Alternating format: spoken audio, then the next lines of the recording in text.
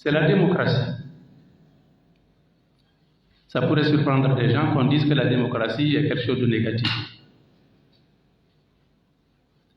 Et c'est la raison pour laquelle je dis, nous n'avons pas besoin de démocratie telle que les Occidentaux nous l'apportent. Nous avons besoin plutôt d'autre chose. Et ça, c'est capital. C'est indispensable pour notre survie. Nous avons besoin de bonne gouvernance. Je le dis parce que la démocratie n'est pas synonyme de bonne gouvernance. D'abord, si la démocratie était quelque chose de tout à fait positif, nous devons nous interroger où est née la démocratie. La démocratie est née à Athènes, la capitale de la Grèce. Regardez les pays membres de l'Union européenne. Parmi ces pays, il y a un pays qu'on appelle la Grèce, avec pour capitale Athènes, qui est le berceau de la démocratie. Athènes aujourd'hui, je crois que parmi les pays européens, c'est le pays le moins démocratique, mais surtout le pays le plus pauvre de l'Europe, ou en tout cas l'un des pays les plus pauvres. Au point que l'Union européenne a mis la Grèce sous perfusion économique. On est en train de l'aider, de lui apporter des subventions, de l'aide. Pourquoi la démocratie ne lui a pas servi à être le premier pays européen, à être le plus développé? Ça, c'est un point. Deuxième chose, si nous regardons l'organisation de la démocratie a principalement deux problèmes majeurs, à mon sens. Premièrement, même en Occident, dans les pays les plus démocratiques, prenez les États-Unis. Chaque 4 ans, quand il y a des élections aujourd'hui, on nous parle de fraude électorale aux États-Unis. C'est vrai ou ce n'est pas vrai? Vous avez vu comment les républicains, pendant l'élection, au moment de l'élection de Biden, il y a 5 ans, les républicains allaient prendre d'assaut le Capitole, qui est le siège du Parlement américain, pour dire qu'ils ne sont pas d'accord, il y a eu des fraudes. Ça veut dire que c'est la démocratie, ce n'est pas nécessairement ce qu'il faut. Deuxième problème. Et ça, c'est les pays occidentaux qui ont toute la technologie pour surveiller les élections et autres. Que dirons-nous de nous, les pays africains, où on nous dit de venir voter, on vote, on ne met jamais la personne qu'il faut à la place qu'il faut. Deuxième problème, c'est que même si nous supposons que les élections ont été transparentes, qu'on a élu un président, prenons le cas des États-Unis toujours, un président qui a été élu démocratiquement, accepté par tout le monde. Regardez les actes que ce président-là a posés. Le président Bush, George W. Bush, il a été élu démocratiquement, il est président des États-Unis en bonne et due forme. Mais regardez les actes qu'il a posés. En Irak, il a fait un génocide d'au moins 1 million de personnes. Il a fait également des milliers de morts en Afghanistan. Il a soutenu des gens qui ont fait la même chose en Palestine, etc. Donc, ce n'est pas le fait d'être élu démocratiquement qui fait nécessairement que vous allez mettre en œuvre une politique qui soit au service de l'humanité. Donc, ça, c'est juste des exemples sur la démocratie, sans compter le fait que la démocratie, on l'utilise chez nous pour nous imposer des dirigeants parfois qui ne sont pas ceux qui sont représentatifs de notre peuple. On a vu comment les élections ont été massacrées, ont été des parodies d'élections qu'on nous distribue à gauche, à droite, où on nous met toujours, on essaie toujours de nous imposer la pire des personnes qui va plutôt vendre, qui va, n'est-ce pas, renoncer aux intérêts du pays au profit des intérêts d'autres pays. Nous avons d'autres concepts, le concept du genre par exemple, le genre, les LGBT et autres qu'on veut nous imposer. C'est ce nouvel ordre mondial qui veut nous imposer, qui est contraire à nos valeurs. C'est des agendas sataniques. Ils l'imposent à travers ce que vous connaissez, le système des Nations Unies, les conditionnalités des aides aux pays, etc. Tout ça, c'est le nouvel ordre mondial. Et ça vise principalement les musulmans, parce que dans ce monde-là, il n'y a qu'une seule résistance à ces contre-valeurs. La seule résistance à ces contre-valeurs vient du monde musulman. Donc chaque fois qu'on prend une disposition de ce sens-là, c'est pour s'opposer à l'islam. On peut multiplier les exemples. Il y a donc plusieurs, je crois que le temps, on pourra peut-être répondre à d'autres pendant les questions. Assalamu alaikum wa rahmatullahi wa barakatuh. Alaykoum salam wa rahmatullahi wa barakatuh. Imam, merci beaucoup. Barakallahu fikum wa jazakumullahu khairan. Sans transition, il y a des questions qui ont été posées.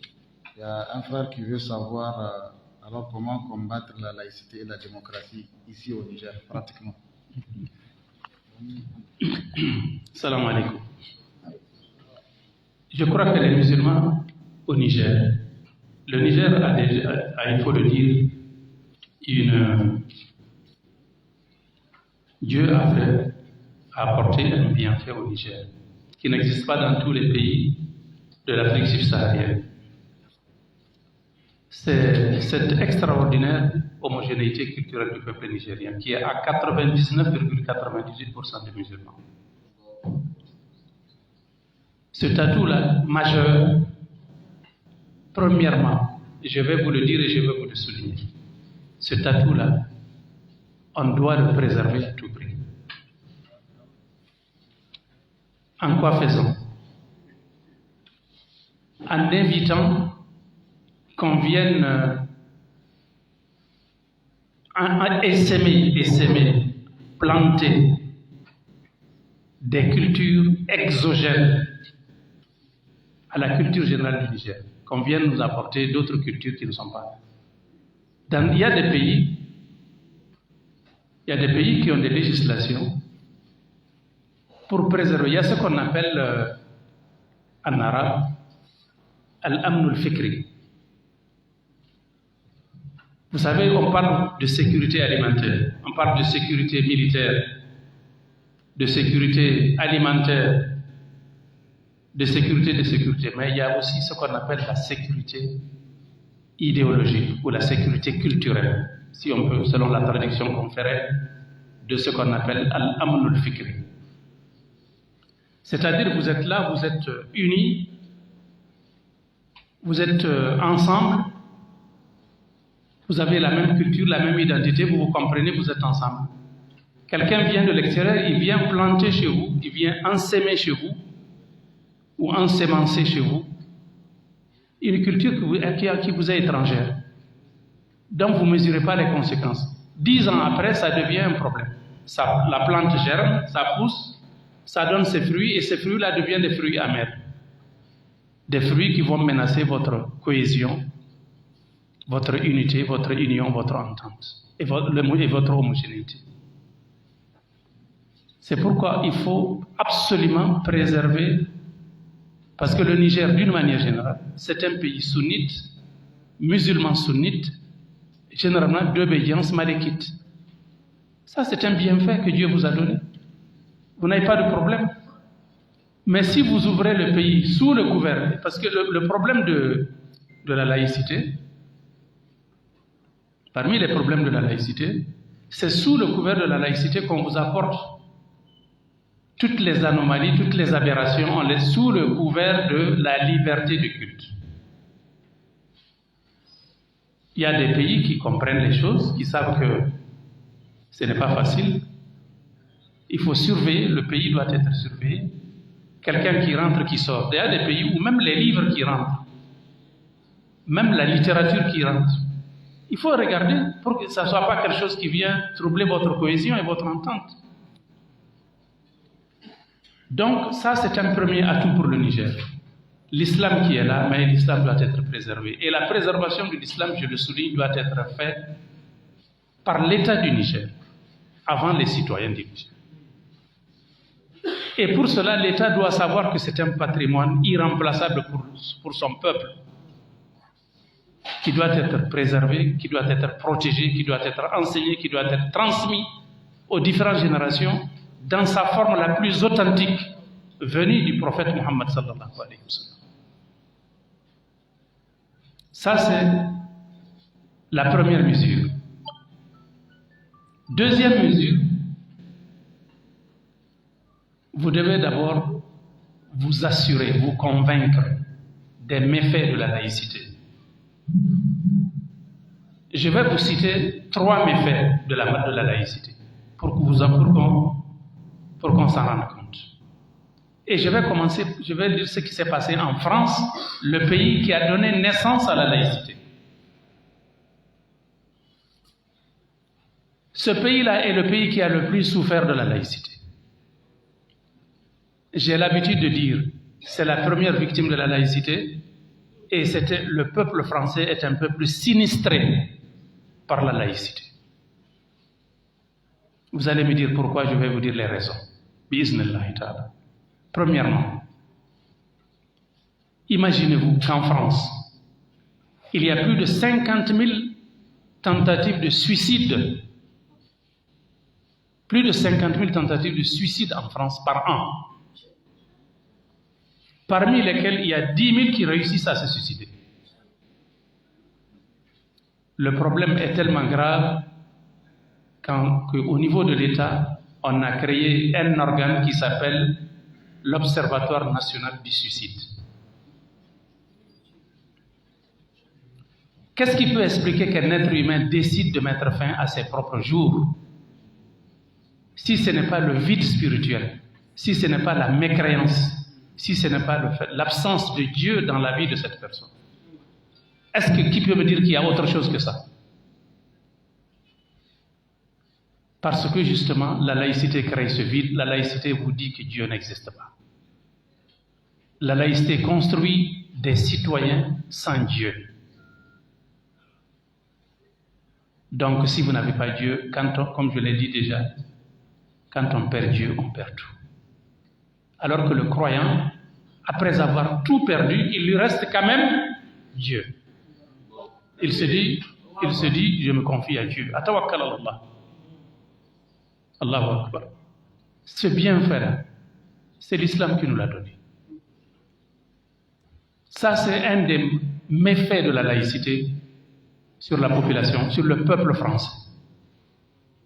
Deuxième méfait, il y a plus de 50 000 avortements, que mes sœurs me pardonnent, plus de 50 000 avortements en France, c'est-à-dire une hécatombe de 50 000 morts d'enfants qu'on met à mort.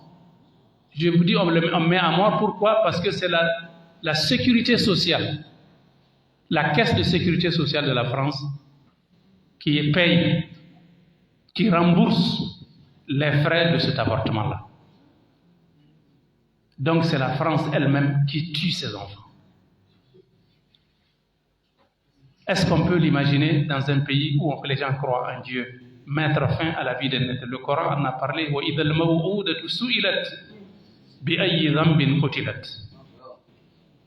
Dieu va interroger le jour des comptes les enfants, les bébés.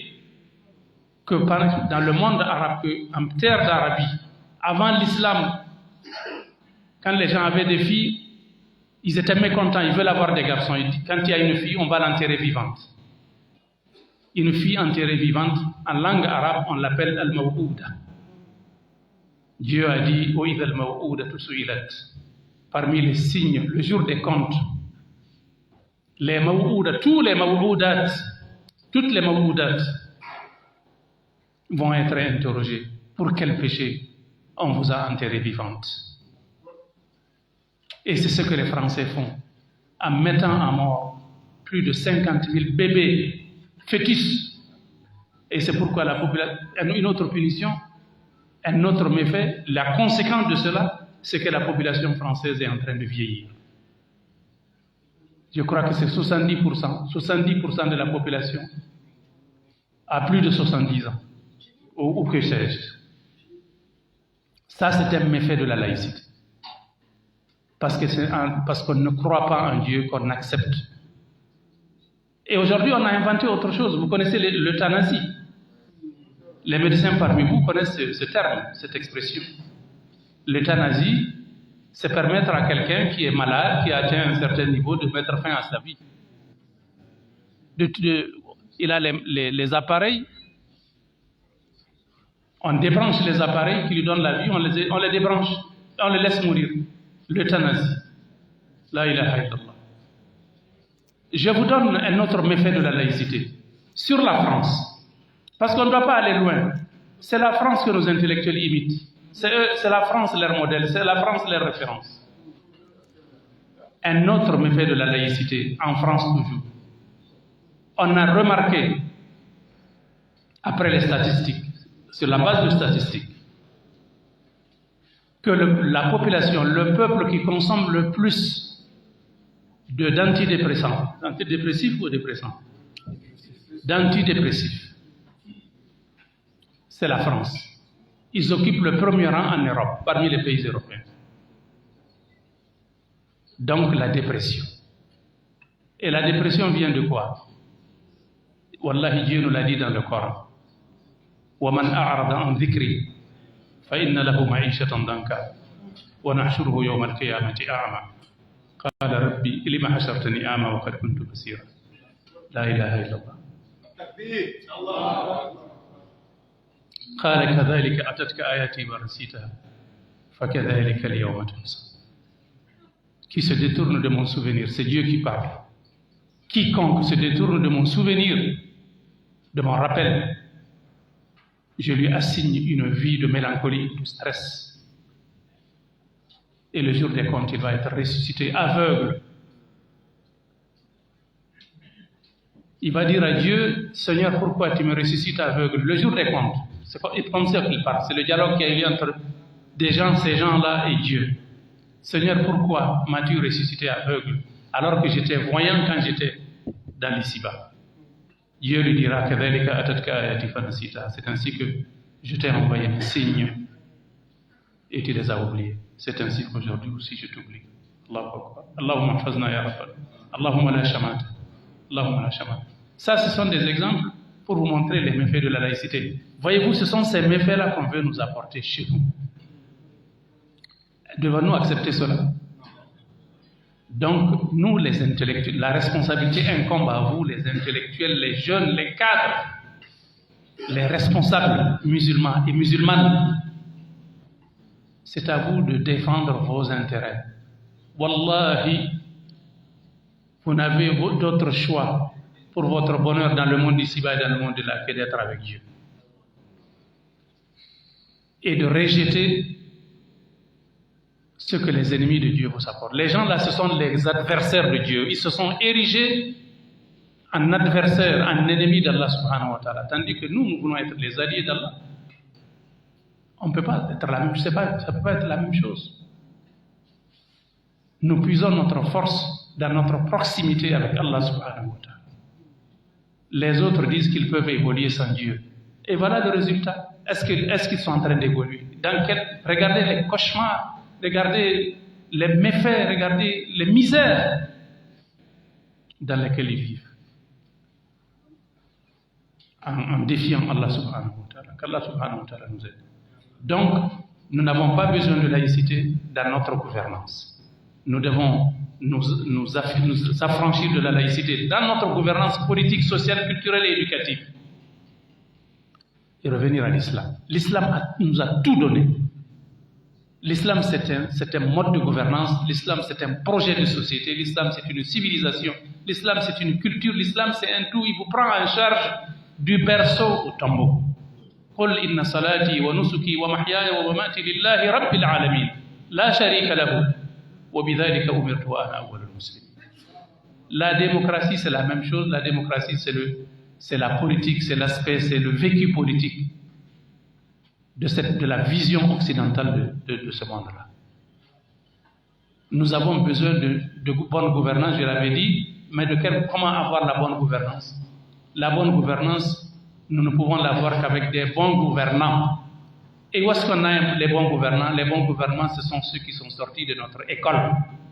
Une école débarrassée de la laïcité, débarrassée de l'anti-Dieu, où nous formons nos enfants dans la transcendance, dans la crainte d'Allah subhanahu wa ta'ala. Où on sait que si Dieu ne vous voit pas, si les humains ne vous voient pas, Dieu vous voit, comme le prophète l'a expliqué en nous expliquant justement, en nous donnant la définition de l'ihsan. An ta'budu Allah ka'annaka tarahu fa in lam takun tarahu fa innahu yarak.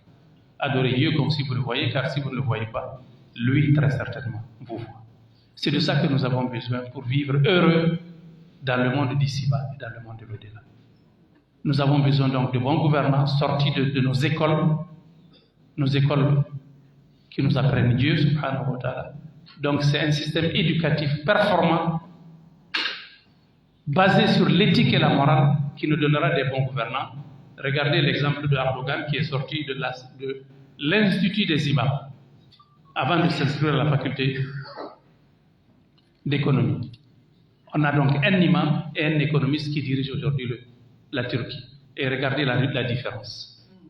La Turquie a quitté la 143e place en 15 ans pour venir à la 13e place, membre du G20, les 20 pays les plus industrialisés. C'est ce résultat-là. Et c'est pourquoi ils n'aiment pas Erdogan. Ils n'aiment pas qu'il y ait quelqu'un comme Erdogan à la tête de nos pays. Tenez-vous bien, ils ne veulent pas de ça. Je me souviens quand Imran Khan, c'était le premier ministre pakistanais, quand il a commencé à faire des réformes, et puis à l'image d'Erdogan, ils ont juré, ils disent qu'on n'aura pas un deuxième Erdogan dans le monde musulman. Ils l'ont enlevé. Je ne rentre pas dans les détails de ça, de la manière dont ils l'ont enlevé. Mais ils ont fini par l'enlever. Il est en prison aujourd'hui. Imran Khan. Qu'Allah subhanahu wa ta'ala nous aide.